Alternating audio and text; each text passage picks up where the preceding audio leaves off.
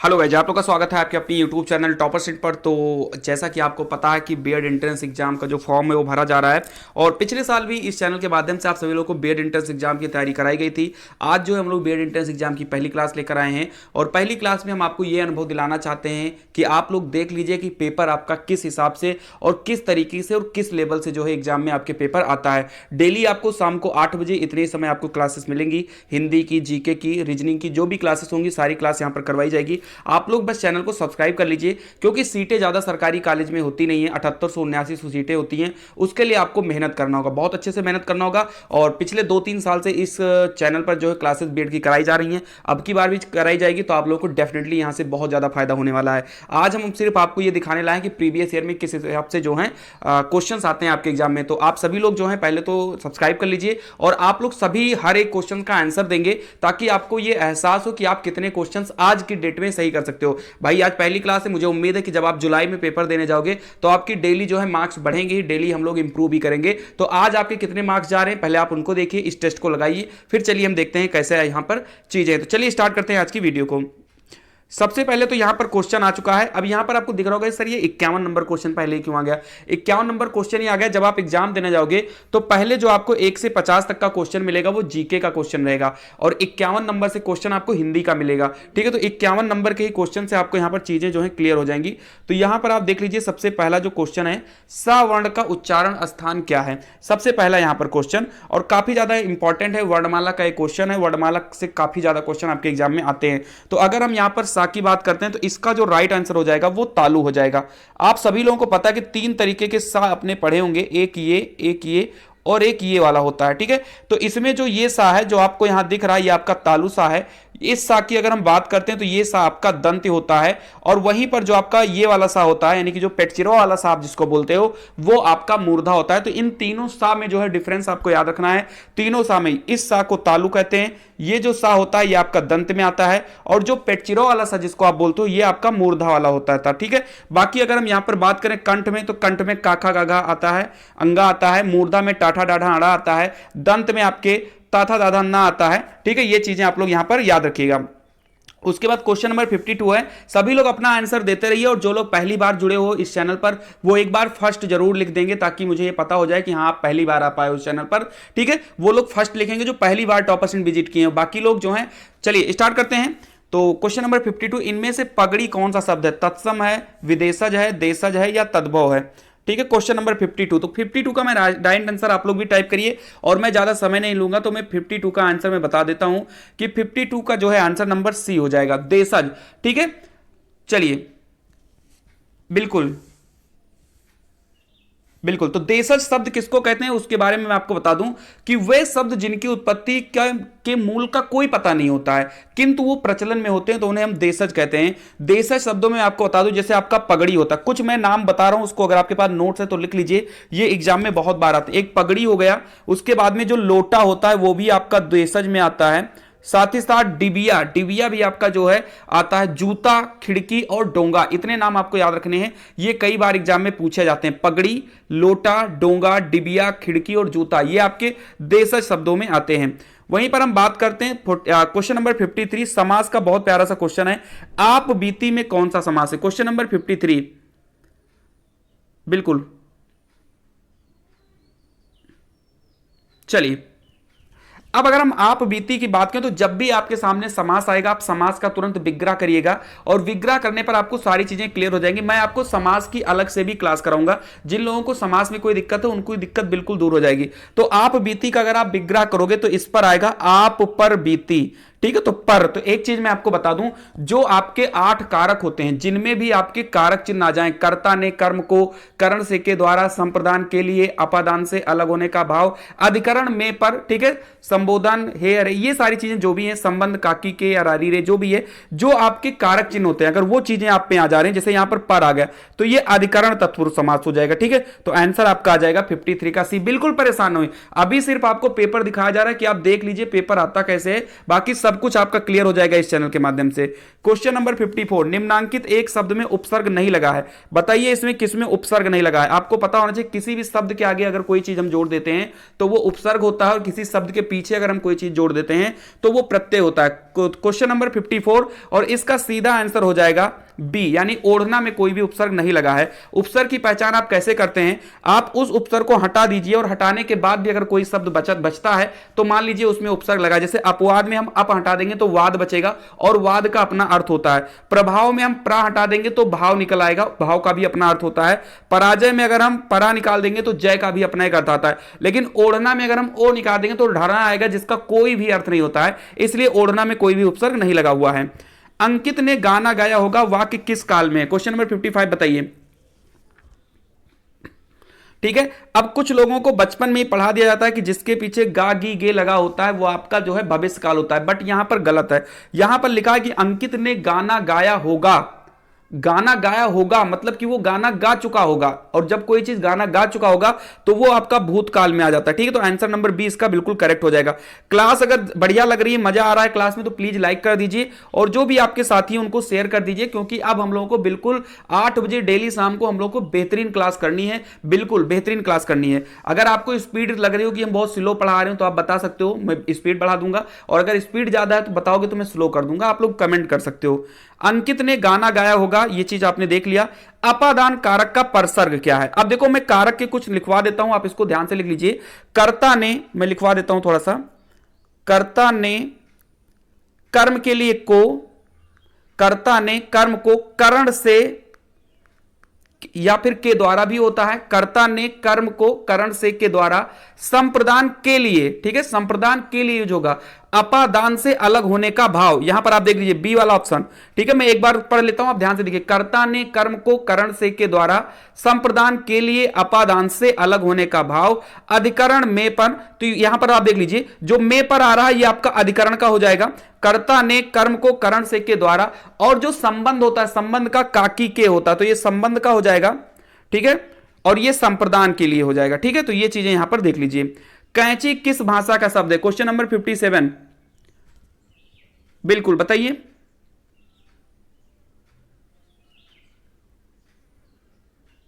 बिल्कुल बिल्कुल सभी लोग आंसर जरूर दें, कोई भी लापरवाही नहीं करेगा यहां पर।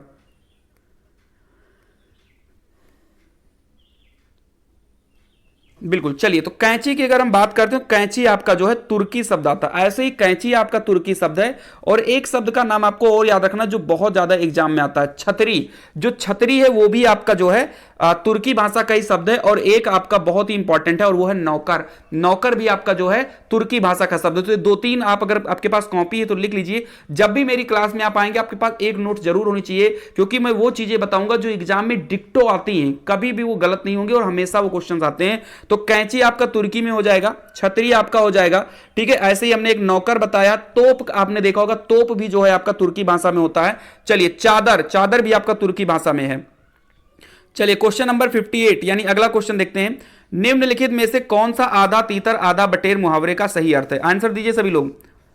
आधी आधी चीजों को साथ रखना, बेमेल चीजों का सम्मिश्रण, सुमेल चीजों को बटोरना, आधी आधी चीजों को मिलाकर एक करना। क्वेश्चन नंबर 58, बिल्कुल, तो इसका सीधा आंसर हो जाएगा आंसर नंबर बी, बेमेल चीजों का मिश्रण, यानी आधा तीतर आधा बटेर, तो बेमेल चीजों का मिश्रण हो जाएगा। अनुज शब्द को स्त्रीवाचक बनाने के लिए किस प्रत्यय का प्रयोग करेंगे? बताइए, अनुज शब्द को स्त्रीवाचक बनाने के लिए किस प्रत्यय का आप प्रयोग करेंगे? बिल्कुल बिल्कुल सभी लोग बताइए। 59, तो 59 का राइट आंसर बी हो जाएगा। अनुज शब्द को जब आप स्त्रीवाचक बनाएंगे तो ये अनुजा हो जाएगा। ठीक है, चलिए, इंद्रियों को बस में रखने वालों के लिए एक शब्द बताइए क्या होगा? जल्दी जल्दी आंसर टाइप करिए, थोड़ा सा हम लोग स्पीड बढ़ाएंगे, थोड़ा सा हम स्पीड बढ़ाएंगे। ठीक है, इंद्रियों को बस में रखने वालों का लिए एक शब्द क्या होगा? क्वेश्चन नंबर 60, बिल्कुल, तो इंद्रिय जीत। ठीक है, क्वेश्चन नंबर 60 का जो है आंसर नंबर यहां पर बी हो जाएगा, इंद्रिय जीत। इंद्रियों को बस में रखने वाले के लिए एक शब्द होगा इंद्रिय जीत। ठीक है, और बिल्कुल यहां पर जो इंद्रियातीत है इसका भी अर्थ आप जान लीजिए, थोड़ा कंफ्यूजन अगर हो तो, जिसे इंद्रियों से ना जाना जा सके। ठीक है, जिसको आप इंद्रियों से नहीं जान सकते हैं वो इंद्रियातीत होता है, और इंद्रियों को बस में रखने वाले को इंद्रिय जीत कहते हैं। दोनों चीजें आप याद रखिए। गायक शब्द के सही संधि विच्छेद बताइए, बहुत ज्यादा इंपॉर्टेंट है। 61 नंबर क्वेश्चन, गायक का आप बताइए। बिल्कुल, बिल्कुल। और गायक में मैं आपको बता दूं कि गायक जो है आपका अयादि स्वर संधि होता है, ठीक है, अयादि स्वर संधि आपका होता है गायक। काफी ज्यादा इंपॉर्टेंट क्वेश्चन है और इसका जो राइट आंसर हो जाएगा वो हो जाएगा डी वाला ऑप्शन, गय धन अक। क्योंकि जब आप लोग अय और अक को, जब आप अय और आ को आप जब ऐड करते हो तो अय हो जाता है, सभी लोग ध्यान दीजिएगा। तो ये हो जाएगा आपका गायक, बिल्कुल करेक्ट हो जाएगा। पाठशाला शब्द क्या है? रूढ़ है, यौगिक है, योग रूढ़ है या विदेशी है? पाठशाला, क्वेश्चन नंबर 62। बिल्कुल ध्यान से, मजा आ रहा है तो लाइक करते हुए चलिएगा सभी लोग। 62 और 62 में अगर हम बात करते हैं, देखो यहां पर मैं रूढ़ बता दूं क्या होता है। देखो रूढ़ वो होता है जिसको हम अलग नहीं कर सकते। जैसे मैंने लिख दिया कमल, मैंने क्या लिख दिया? कमल। तो आप कमल को अलग नहीं कर सकते हो। क्या आप का ला को आप तोड़ सकते हो? बिल्कुल नहीं। वहीं पर अगर हम यौगिक की बात करते हैं तो यौगिक वो शब्द होते हैं जिनमें हम दो चीजों को मिलाकर बनाते हैं, दो चीजों को हम मिलाकर बनाते हैं। जैसे आपने पाठशाला में देखा तो हमने इसमें दो चीजें मिला ली है, पाठ धन शाला, और अब ये मिलाकर जो है पाठशाला हो गया है। जैसे विद्यालय, विद्या धन आलय, तो वो यौगिक होता है। और योग रूढ़ की अगर हम बात करें तो योग रूढ़ वो होते हैं कि जिनके लिए कोई एक तीसरा शब्द आ जाए। जैसे जलज, तो जलज आपका क्या हो जाएगा? जलज, जल में जन्म लेने वाला, ठीक है। ऐसे ही हम लोग बात कर लें पंकज, कीचड़ में जन्म लेने वाला। ये चीजें अगर हम कह दें, लंबोदर, लंबा है उदर जिसका, तो जिनके पे जिन चीजों से तीसरी चीज की अनुभूति होती है वो हमारा योग रूढ़ होता है। ये चीजें आपको क्लियर हो गई? चलिए, तो इसका राइट आंसर हो जाएगा आपका ऑप्शन नंबर बी, बिल्कुल करेक्ट। निम्नलिखित में निश्चयवाचक सर्वनाम कौन सा, आप बताइए। बिल्कुल, निश्चयवाचक सर्वनाम कौन सा है? इसका आंसर बिल्कुल करेक्ट आना चाहिए। तो 63 का आंसर नंबर हो जाएगा सी, ये आपका बिल्कुल करेक्ट होगा। यह आपका एक निश्चितवाचक सर्वनाम है, ठीक है। वहीं पर हम कहां की बात करें, कोई की बात करें, कोई आपका अनिश्चितवाचक हो जाता है, कहां आपका प्रश्नवाचक सर्वनाम में आ जाता है। तो ये चीजें आप यहां से देख सकते हैं। हिंदी के प्रमुख ललित निबंधकार कौन है? काफी ज्यादा इंपॉर्टेंट है, देख लीजिए इसको। हिंदी के प्रमुख ललित जो है निबंधकार कौन है? 64। तो इसका आंसर नंबर आपका हो जाएगा डी, हजारी प्रसाद द्विवेदी। काफी इंपॉर्टेंट जो है ये, और इन्होंने कई सारे जो है अपनी रचनाएं की है, जैसे कुटुज हो गया, देवदारू हो गया, अशोक के फूल हो गए। इन्होंने कई सारे जो है प्रमुख निबंध लिखे हैं, काफी ज्यादा इंपॉर्टेंट है। हजारी प्रसाद द्विवेदी जी बहुत ज्यादा इंपॉर्टेंट है। लेकिन आपको परेशान होना, साहित्य की मैं किसी ना किसी दिन क्लास लेकर आऊंगा और एक ही साहित्य की क्लास में लाऊंगा बीच में, और उसी में सारी चीजें आपकी क्लियर हो जाएंगी। पिछली बार जब बीएड एंट्रेंस 2021 हुआ था, मैंने एक क्लास साहित्य की करवाई थी और सारे क्वेश्चन जितने भी आए थे रचनाओं से, साहित्य से, वो सारे के सारे उसी क्लास से हो गए थे, ठीक है। तो एक दिन मैं जरूर लेकर आऊंगा। 65, मन में उत्पन्न होने वाले अस्थिर मनोविकारों को क्या कहते हैं? 65, मन में उत्पन्न होने वाले अस्थिर मनोविकारों को क्या कहते हैं? चलिए, तो मैं आपको बता दूं कि मन में जो अस्थिर मनोविकार होते हैं, इनको तो पहले आप दूसरे नामों से जान लीजिए। संचारी भाव हम इनको कहते हैं, इन्हीं को हम लोग संचारी भाव भी कहते हैं, जो अस्थिर मनोविकार होते हैं। और हिंदी में जो संचारी भाव होते हैं उनकी टोटल संख्या 33 होती है। इस चीज को आप लिख लीजिएगा, हो सकता है आपके एग्जाम में संचारी भावों की संख्या ही पूछ लें तो आपके हो जाएंगे। वहीं पर अगर हम बात करते हैं अस्थाई भाव की, तो अस्थाई भाव आप सभी लोगों के जो हैं 9 होते हैं अस्थाई भाव, 9 अस्थाई भाव होते हैं और 9 ही रस होते हैं। ये रस नामक चैप्टर से ये क्वेश्चन जो है बनकर आया हुआ है, ठीक है। चलिए, वाक्यांशों अथवा वाक्यों को जोड़ने का कार्य कौन करता है? काफी इंपॉर्टेंट क्वेश्चन है, क्वेश्चन नंबर 66। वाक्यांशों अथवा वाक्यों को जोड़ने का कार्य कौन करता है? 66। संबंध बोधक अव्यय, विस्मयादि बोधक अव्यय, समुच्चय बोधक अव्यय या क्रिया विशेषण अव्यय? चलिए, तो इसका राइट आंसर हो जाएगा सी। जब आप किसी दो वाक्यों या वाक्यांशों को जोड़ते हो तो वहां पर समुच्चय होता है, तो ये हो जाएगा समुच्चय बोधक अव्यय। चलिए, नहीं पराग, नहीं मधुर मधु, नहीं विकास इह काल, अली कली ही सो विध्यो, आगे कौन हवाल। पंक्ति में कौन सा अलंकार है? काफी ज्यादा इंपॉर्टेंट है ये, बिल्कुल बताइए।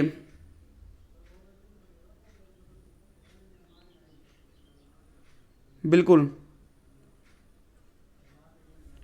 चलिए, तो यहां पर सीधा आंसर हो जाएगा 67 का सी, अन्योक्ति अलंकार हो जाएगा, ठीक है। क्या हो जाएगा? अन्योक्ति अलंकार हो जाएगा, बिल्कुल अन्योक्ति अलंकार। चलिए, क्वेश्चन नंबर 68, इनमें से कौन सा शब्द शुद्ध है?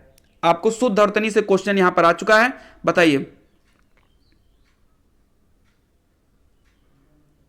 चलिए, बिल्कुल बिल्कुल, सभी लोग जल्दी जल्दी आंसर जो है टाइप कर दें। बिल्कुल, तो यहां पर उपयुक्त जो है सही है, बाकी कवियत्री भी गलत है, अभिव्यक्ति भी गलत है, और ऐतिहासिक नहीं ऐतिहासिक होता है, यह भी गलत है। अब बताइए इस चिन्ह को क्या कहते हैं?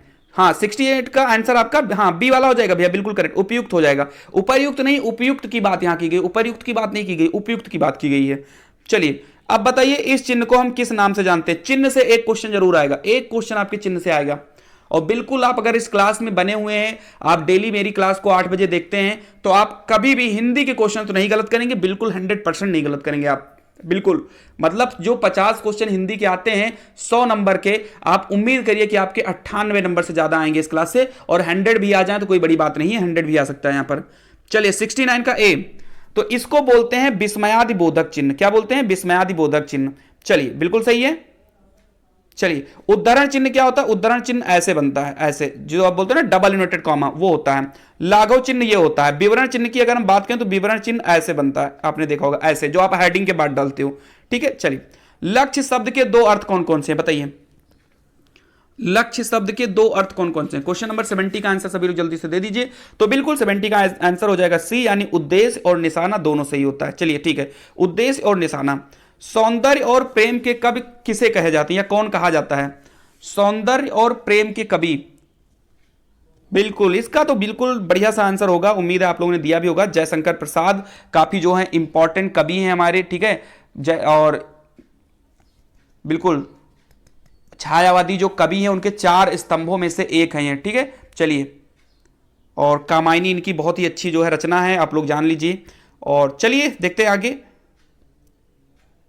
निम्नलिखित में से अशुद्ध वाक्य का चयन कीजिए। पेड़ पर मैना बैठी है, मोहित गेहूं पिसवाने चक्की पर गया है, निर्दयी व्यक्ति से मित्रता नहीं करनी चाहिए, उसके घर के पास एक मिठाई की दुकान है। ये बढ़िया क्वेश्चन होने वाला है आप सभी लोगों के लिए। बिल्कुल आंसर दीजिए, 72 का आंसर दीजिए, कौन सा सही होगा? बिल्कुल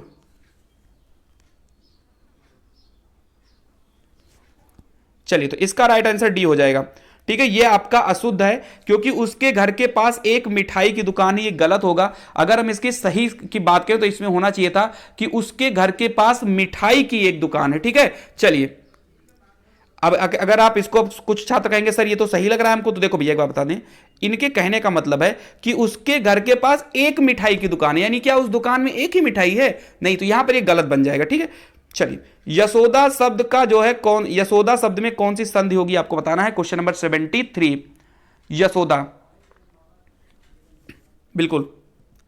और ये थोड़ा सा इंपॉर्टेंट भी है, एग्जाम में पूछा भी जाता है ये, क्योंकि लोग इसमें बहुत ज्यादा गलतियां कर देते हैं और इसमें गुण संधि लगा देते हैं। तो गुण संधि यहां पर नहीं होगा, ठीक है। यहां पर सीधा आंसर होगा विसर्ग संधि, क्योंकि जब आप यशोदा का जब आप संधि करेंगे, संधि विच्छेद करेंगे, तो ये आएगा यशः धन दा, यशः धन दा। जैसे आप लोगों ने मनोहर देखा होगा, जब आपने विसर्ग संधि कभी पढ़ी होगी जो है मनोहर, तो वहां पर मना धन हर होता है, मनोयोग में मना धन योग होता है, ठीक है। मनोरंजन में मना धन रंजन होता है, शिरोमणि में सिरा धन मणि होता है। ऐसे ही यशोदा में यशः धन दा होता है, और आपका यहां पर विसर्ग संधि हो जाएगा, ठीक है। निम्नलिखित में से रूढ़ शब्द कौन सा है? रूढ़ बताइए, अभी अभी हमने रूढ़, यौगिक और योग रूढ़ बताया है। रूढ़ शब्द वे होते हैं, ठीक है, रूढ़ शब्द वे होते हैं जिनको हम अलग नहीं कर सकते। इसमें बताओ हम किसको अलग नहीं कर सकते हैं, बताइए। तो इसमें एक ही जिसको हम अलग नहीं कर सकते हैं, वो है सरल। सरल में हम अलग नहीं कर सकते, क्योंकि सा को अलग करेंगे तो रल बचेगा, ठीक है, उसका कोई मतलब नहीं है। राजपुत्र में हम राज और पुत्र दोनों को अलग कर सकते हैं। विज्ञान में हम वी और ज्ञान दोनों को अलग कर सकते हैं, और चौपाई में चौधन पाई दोनों को अलग कर सकते हैं, लेकिन सरल में हम अलग नहीं कर सकते हैं। अच्छा, इन तीनों को हम अलग नहीं कर सकते हैं, जैसे मान लीजिए इन दोनों को हम अलग नहीं कर सकेंगे, तो ये हमारा क्या हो जाएगा? यौगिक हो जाएगा। जिन भी चीजों को आप अलग नहीं कर पाओगे वो यौगिक हो जाएगा, और जिस चीज से किसी तीसरे की अनुभूति होती है वो हमारा हो जाता है योग रूढ़। जैसे मैंने बात किया लंबोदर, लंबा है उदर जिसका अर्थात गणेश भगवान, ठीक है। पीतांबर, पीला है अंबर जिसका अर्थात कृष्ण भगवान, ठीक है, या विष्णु भगवान, जो भी आप रखते हो। चलिए, श्रव्य काव्य के अंतर्गत कौन कौन से आते हैं? 75 का आंसर बताइए। श्रव्य काव्य 75, जिस काव्य का रसास्वादन दूसरों से सुनकर व स्वयं पढ़कर किया जाता है उसे श्रव्य काव्य कहते हैं। बताइए जल्दी से, श्रव्य काव्य के अंतर्गत कौन कौन से आते हैं? तो बिल्कुल कहानी और कविता। भाई जिन चीज को आप सुनते हो वही तो कहानी आप सुनते हो, और कहानी और कविता भी आप सुनते हो, तो जिन चीजों को सुना जाता है उन्हीं को हम श्रव्य काव्य कहते हैं। चलिए, चपला का पर्यायवाची बताइए। क्वेश्चन नंबर 76, डेली 8 बजे सभी को जुड़ जाना है, डेली के डेली 8 बजे। क्वेश्चन नंबर 76, तो बिल्कुल दामिनी इसका बिल्कुल करेक्ट हो जाएगा, दामिनी बिल्कुल सही हो जाएगा, बहुत बढ़िया। बिल्कुल, ज्वाला जो है बेटा वो आग का होता है, ठीक है, आग का हो जाएगा ज्वाला। आग का आग होता है, अनल होता है, ज्वाला होता है, पावक होता है, कृषाणु होता है। कंजूस में आप थोड़े से लिख सकते हो, कृपण लिख सकते हो। कंजूस का एक बहुत ज्यादा पूछा जाता है, कृपण। ठीक है, कंजूस का कृपण पूछा जाता है, तो आप लिख सकते हो अगर आपके पास नोट से, कृपण ये बहुत है। सूम भी लिख सकते हो, सूम, एक सूम भी आप लिख सकते हो। भगनी माने दीदी होता है, ठीक है, दीदी। रिजु का विलोम बताइए, खूब इंपॉर्टेंट है ये क्वेश्चन नंबर 77, खूब इंपॉर्टेंट, ये यूपी टेट में भी एक बार आया क्वेश्चन है 77। रिजु का विलोम शब्द क्या होगा, तो इसका वक्र होगा, नोट कर लीजिएगा, काफी ज्यादा इंपॉर्टेंट है। रिजु का विलोम होगा वक्र। चलिए, बाकी सरल का कठिन होता है, सीधा का औंधा होता है, त्रिकोण का खटकोण होता है। रात में विचरण करने वाले को क्या कहते हैं भाई, रात में विचरण करने वालों को क्या कहते हैं? 78 का डी हो जाएगा, निशाचर। ठीक है, निशाचर हो जाएगा। पाषाण शब्द है, बताइए पाषाण क्या है, क्वेश्चन नंबर 79। ठीक है, बिल्कुल। तो पाषाण शब्द आपका जो है वो तत्सम हो जाएगा। तत्सम शब्द उनको कहते हैं जो संस्कृत भाषा के शब्द हैं और आज भी जो है ज्यों का त्यों जो है प्रयोग किए जा रहे हैं। ठीक है, पाषाण जो है पत्थर है, पाषाण का अगर तद्भव पूछा जाएगा तो पत्थर का होगा। ठीक है, पत्थर, पाषाण का तद्भव पत्थर, और पाषाण क्या है, तत्सम शब्द है। अवसर का लाभ उठाना मुहावरे का सही अर्थ क्या है? Question number 80। फूले ना समाना, आकाश पाताल एक करना, बहती गंगा में हाथ धोना, या अंगारों पर पैर रखना। आंसर सभी लोग टाइप करते जाइए भैया, लापरवाही बिल्कुल भी नहीं चाहिए क्लास में, बिल्कुल एनर्जी के साथ पढ़ाई करिए सभी लोग।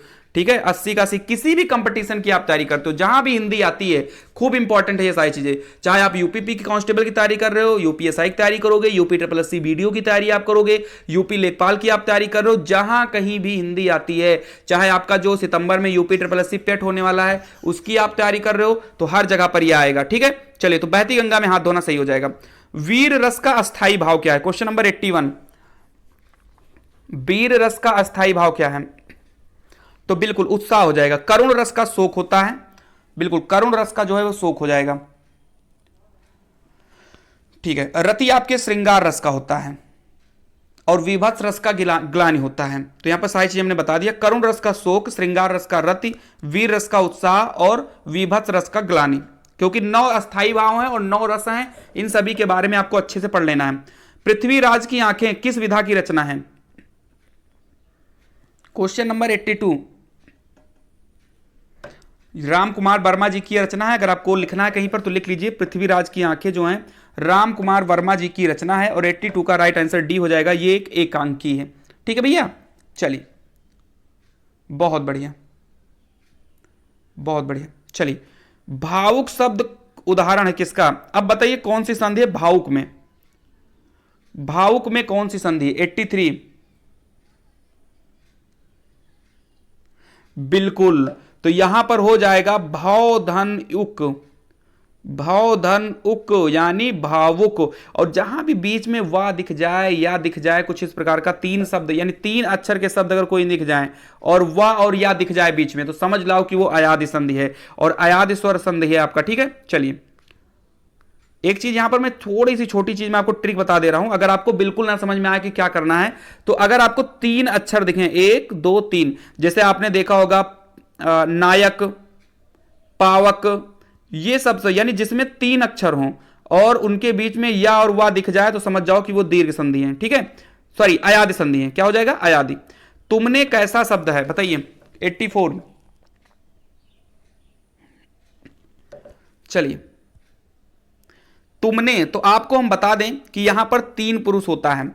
ठीक है, 3 पुरुष के बारे में यहां पर हम आपको बता देते हैं। सबसे पहले तो आप देख लीजिए, यहां पर एक तो होता है मध्यम पुरुष, प्रथम पुरुष, मध्यम पुरुष और अन्य पुरुष। ठीक है, चलिए, अगर हम प्रथम पुरुष की बात करें तो जैसे मैं, हम, हमारे, मैंने, ये जो चीज यानी जो खुद के लिए यूज होते हैं वो आपके प्रथम पुरुष होते हैं, और जो दूसरे के लिए यूज होते हैं, जो यानी जिससे आप बात करो, तू, तुम, तुमने, तू, ये जो चीजें होती है वो आपकी मध्यम पुरुष आती हैं। और अन्य पुरुष होता है जब हम किसी अन्य के बारे में बात करते हैं, यानी कि वह, वो, उन्होंने, इस प्रकार की अगर बातें होती हैं तो वहां पर अन्य पुरुष आता है। तो यहां पर अगर हम बात करें इसका राइट आंसर तुमने, तो यह हो जाएगा मध्यम पुरुष, आपका बिल्कुल करेक्ट आंसर हो जाएगा। चलिए, प्रिय प्रवास किसकी रचना? ये तो उम्मीद है आप सभी को आता होगा। प्रिय प्रवास, एक इनकी रचना काफी ज्यादा इंपॉर्टेंट है, बहुत इंपॉर्टेंट है। चलिए, प्रिय प्रवास, तो अयोध्या सिंह उपाध्याय हरिऔध की जो है रचना है, काफी ज्यादा इंपॉर्टेंट रचना है और आप सभी के एग्जाम के लिए बहुत ज्यादा जो है इंपॉर्टेंट ये कविता है। बिल्कुल। चलिए क्वेश्चन नंबर 86, निम्नलिखित में से मिश्र वाक्य का चयन कीजिए। काफी ज्यादा इंपॉर्टेंट है मिश्र वाक्य। चलिए 86 पे आ जाइए।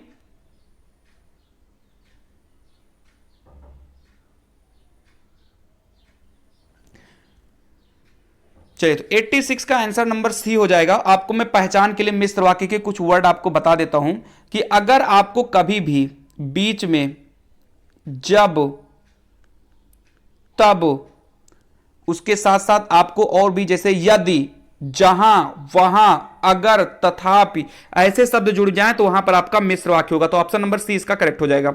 अंजलि बहुत थोड़ा भोजन करती है, वाक्य में क्रिया विशेषण बताइए। 87, अंजलि बहुत थोड़ा भोजन करती है, वाक्य में जो है क्रिया विशेषण आपको बताना है, क्या होगा।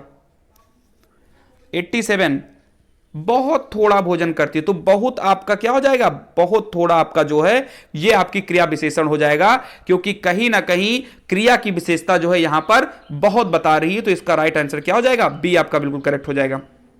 ठीक है, क्योंकि करता करती है ये तो आपकी क्रिया हो जाएगी। ठीक है, बिल्कुल करती है आपकी क्रिया हो जाएगी। अंजलि जो है ये आपकी संज्ञा है यानी कर्ता आ जाएगा। ये भोजन तो आपका कर्म हो जाएगा, इसलिए ये चीजें नहीं होंगी। खंड काव्य में किसका वर्णन होता है, मानव जीवन के एक भाग का चित्रण, मानव जीवन के सूक्ष्म पक्ष का चित्रण, मानवेतर जीवन के संपूर्ण पक्ष का चित्रण, या मानव जीवन के बृहद एवं व्यापक पक्ष का चित्रण। सभी लोग बढ़िया बढ़िया आंसर दीजिए, मजा आ रहा है ना। अगर मजा आ रहा है तो लाइक कर दीजिए। ठीक है, अभी जो है हम लोग के पास 12 क्वेश्चन और बचे, जल्दी से निपटाते हैं उनको। तो 88 का ए आंसर सही हो जाएगा। मानव जीवन के एक भाग का चित्रण जो है वो खंड काव्य में वर्णन होता है।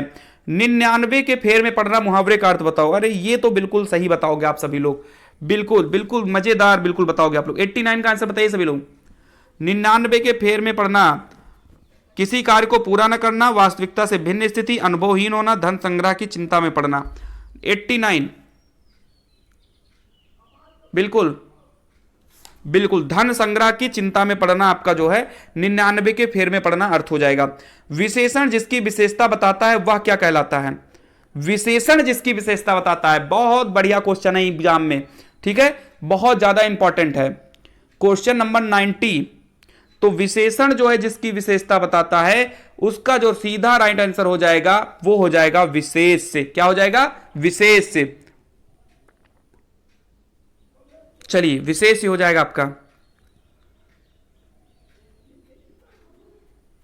बिल्कुल। क्वेश्चन नंबर 91 पर आ जाइए। उद्यत का विलोम शब्द क्या होगा, उद्यत का जो है विलोम शब्द क्या होगा, बताइए सभी लोग। उद्यत का विलोम शब्द क्या होगा,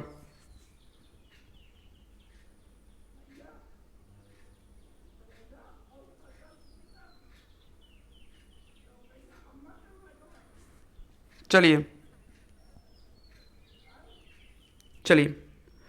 अच्छा क्वेश्चन नंबर 90, हाँ क्वेश्चन नंबर 90 को थोड़ा करेक्ट कर लीजिएगा। इसको प्रे विशेषण होगा, विशेष नहीं होगा, क्योंकि विशेष तो वो होता है जिसकी विशेषता बताई जाती है। जैसे हम यहां पर कहें कि सीता बहुत सुंदर है, अगर मैं ये लिख दूं कि सीता बहुत सुंदर है, सीता बहुत सुंदर है, तो यहां पर जिसकी विशेषता बताई, जैसे सीता यहां पर विशेष हो जाएगी, सुंदर आपका विशेषण हो जाएगा और बहुत आपका प्राविशेषण हो जाएगा। हाँ ठीक है, इसका बी ऑप्शन बिल्कुल करेक्ट हो जाएगा। उद्यत का विलोम क्वेश्चन नंबर 91 और इसकी अगर हम बात करते हैं तो 91 का राइट आंसर डी हो जाएगा, यानी कि विनीत आपका बिल्कुल करेक्ट हो जाएगा, उद्यत का विलोम शब्द। ठीक है, बिल्कुल बिल्कुल। चलिए बहुत बढ़िया। छमाही में कौन सा समास है, क्वेश्चन नंबर 92, बिल्कुल। तो इसका बी हो जाएगा द्विगु समास, यानी जिसमें भी गिनती आ जाती है वो आपका द्विगु समास होता है। ठीक है, बस कुछ चीजों को छोड़कर। ठीक है, बिल्कुल कुछ चीजों को छोड़कर, उसके बारे में हम बहुव्रीहि समास जब आपको पढ़ाएंगे तो वहां पर आपको हम बता देंगे कौन कौन सी चीजें हैं। जहां कहीं भी आपको गिनती दिख जाए आगे, चाहे छमाही हो, तिरंगा हो, त्रिकोण हो, चतुर्भुज हो, चौराहा हो, ये सारी चीजें जहां पर भी आ जाती हैं वहां पर द्विगु समास होता है।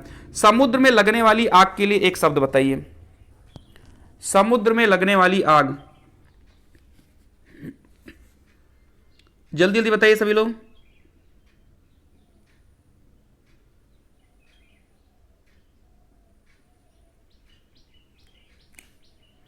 बिल्कुल, ये इसमें जो भी 3-4 चीजें दी हैं सारे के सारी जो है इंपॉर्टेंट हो जाएंगी। तो इसको हम लोग बड़वाग्नि बोलते हैं। क्या बोलते हैं? बड़वाग्नि। जो चीजें समुद्र में आग लगती है उसको बड़वाग्नि कहते हैं। पेट में जो आग लगती है उसको हम जठराग्नि बोलते हैं। साथ ही साथ पेट की आग को हमने बता दिया जठराग्नि बोलते हैं। दावाग्नि भी जो है पेट की आग को ही बोलते हैं। और वनाग्नि जो है वनों की आग, यानी दावाग्नि और जठराग्नि दोनों जो है पेट की आग है। भाव और मनोविकार किसकी रचना है? इंपॉर्टेंट है क्वेश्चन नंबर 94। बस 5 प्रश्न और बचे हैं, जल्दी से निपटाते हैं इनको। 94 भाव और मनोविकार निबंध आचार्य जो है रामचंद्र शुक्ल जी की रचना है। काफी ज्यादा इंपॉर्टेंट है, लिख लीजिएगा कहीं अगर आपके पास नोट्स वगैरह हैं तो। काव्य के शोभा कारक धर्म किसे माना जाता है? Question number 95। काव्य की शोभा बढ़ाता है, कौन बढ़ाता है शोभा? 95 बहुत ज्यादा इंपॉर्टेंट है। बिल्कुल, जैसे कि मनुष्यों की शोभा उनके आभूषण बढ़ाते हैं, वैसे ही काव्यों की शोभा भी जो है आभूषण बढ़ाता है, जिसको हम लोग अलंकार के नाम से जानते हैं। तो 95 का सी जो है बिल्कुल करेक्ट हो जाएगा। वैद्यशाला शब्द क्या है? ये तो आज बहुत सारे क्वेश्चन रूढ़ यौगिक और योग रूढ़ से आए हैं। Question number 96। बिल्कुल, जब भी हम दो शब्दों को जोड़कर कोई शब्द बनाते हैं तो वहां पर हमारा यौगिक हो जाता है। और आपको पता है कि वैद्यशाला में हम वैद्य और शाला को अलग अलग कर सकते हैं, तो हमारा वो यौगिक हो जाएगा। रूढ़ वो होता है जिनको हम अलग ना करते हैं, जैसे कमल हो गया, सरल हो गया, सरस हो गया, ये इन सबको हम अलग नहीं कर सकते हैं। और तीसरा चीज योग रूढ़, यानी जिससे कोई स्थिति तीसरी चीज का भाव आए, जैसे जलज, पंकज, लंबोदर, ठीक है, ये सारी चीजें अगर आ जाएं दशानन तो आपकी योग रूढ़ हो जाती है। चलिए, प्रबंध काव्य के कुल कितने भेद बताए गए हैं? Question number 97। प्रबंध काव्य के कितने भेद बताए गए हैं? चलिए, तो इसका राइट आंसर ए हो जाएगा, यानी कि 2 हो जाएगा। प्रबंध काव्य के 2 बताए गए हैं, एक आपका खंड काव्य और एक आपका महाकाव्य। इसको याद करिएगा, इंपॉर्टेंट है क्वेश्चन ये, ठीक है, ये काफी ज्यादा इंपॉर्टेंट भी है, ठीक है। चलिए, दिगंबर का संधि विच्छेद बताइए। ये आपका बहुत ही बेहतरीन जो है व्यंजन संधि का यहां पर लिखा हुआ है एग्जाम्पल दिगंबर। तो दिगंबर का आपको संधि विच्छेद बताना है 98, और इसका जो है सीधा आंसर बी हो जाएगा, दिक धन अंबर, आपका बिल्कुल करेक्ट हो जाएगा। चलिए, अधिमानता में प्रयुक्त उपसर्ग बताइए।